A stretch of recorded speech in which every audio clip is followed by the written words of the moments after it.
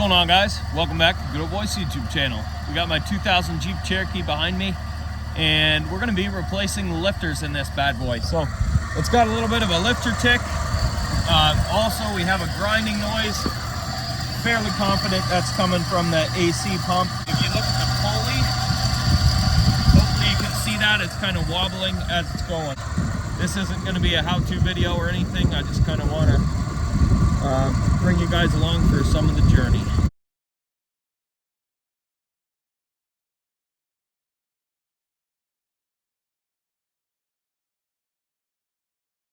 All right, so there's a ground that goes on there, very back head bolt there. Alrighty guys, so the head is off.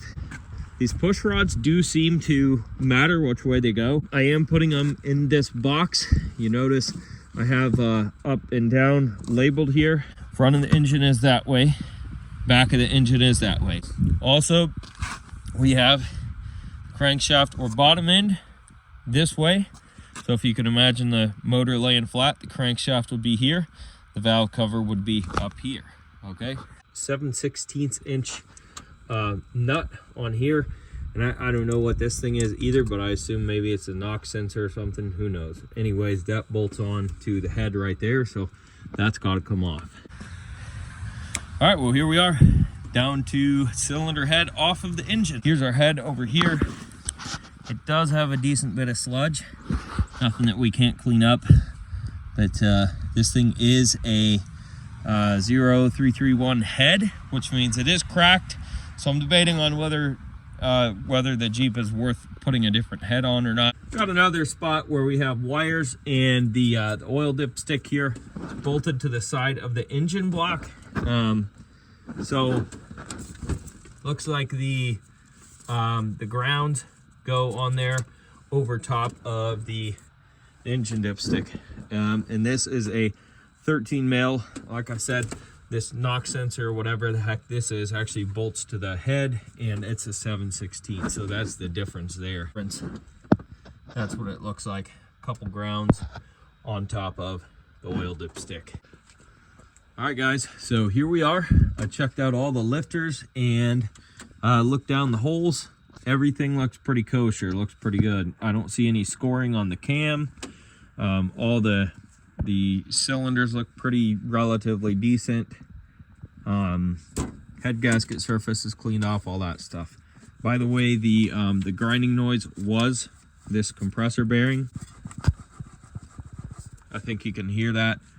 Previous guy did not do me any favors. This thing is absolutely covered with sludge.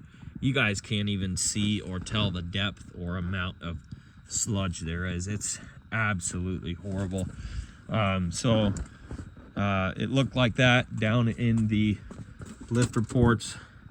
So I just went ahead and cleaned this stuff up the best I could with a screwdriver and a little bit of brake parts cleaner. Obviously all of it went down into the oil, so I will have to change the oil before I start this thing, but that's fine.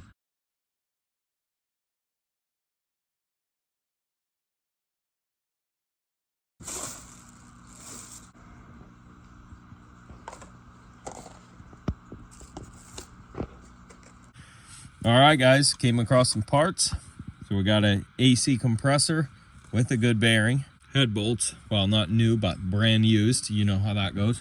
Brand new air filter, we got some push rods, and some of these things, rocker arms, and I'll show you guys what's in the box. So here it is guys, found a smoking deal on a brand new head. So the cool thing about this is, obviously, number one, it's brand new or either refurbished really well. And number two, it's a 7120 head. So from everything I've heard, this is supposed to be a high output head. And what that means is more power for the Jeep, which means more fun.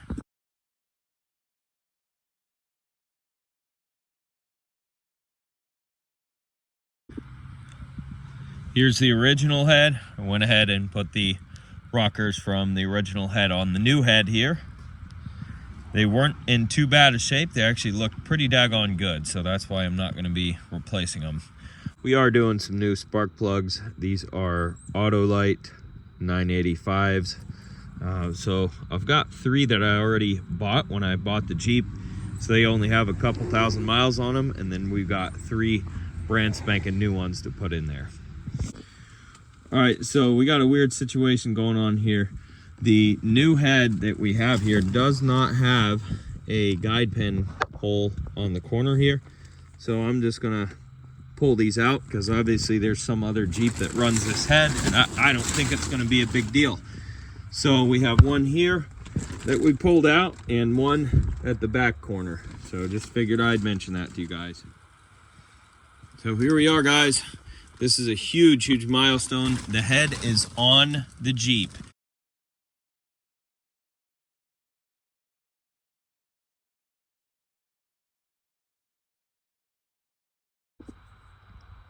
With this 7120 head, as you guys know, it doesn't have mounts for the coil pack bar. So I had to make these brackets, and I moved a couple bolts around here. So this will go on here like that. And as you guys can see, this coil pack really sags a lot. So when I bring this up, we can slip both of these in just like that, and it holds it right in place. And once I run the bolts down, it'll also hold it down on the spark plugs. Time to start it. First start, we got Ryan doing the honors in there. No sir. No knocking. It is silent. Dead silent. I think it's just got a little off, so you can see it pushing out air right there. Got those in my last head gaskets. We had a pinprick hole in the stainless steel fuel line. Just put a rubber hose and a clamp over it. That fixed it. The second thing I want to show you guys is that this was sitting out here. Just brought it out of the house a couple hours ago. It's completely froze. Alrighty guys, well that's it. Job well done. The new head is on there and working, and the new lifters have quieted this thing down quite a bit. It's insane, like day and night difference. So we did take it on a test drive. I believe I showed you the mileage at the beginning of the video. We will turn it on and show you the mileage after going on a short loop. Didn't really go far, maybe a mile or 2. Anyways, that's it guys. Hope you enjoyed watching. Again, like I said, not a detailed video, just mostly a video from my records, and to, kind of look back and say, hey, I did that. So that's it. Thanks for watching guys. We'll catch you on the next Jeep video.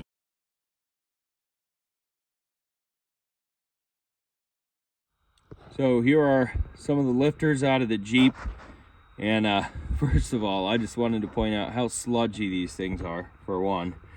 They're pretty bad, and then for 2, if you look closely, some of them they appear to be higher than the others in the center. So a couple of these are collapsed lifters. So this one here is all the way to the top, and then this one here, and a lot of them, like I said, a lot of these guys, most of them are kind of sank down. So yeah, they were at the very end of their life, and maybe a little bit past their life.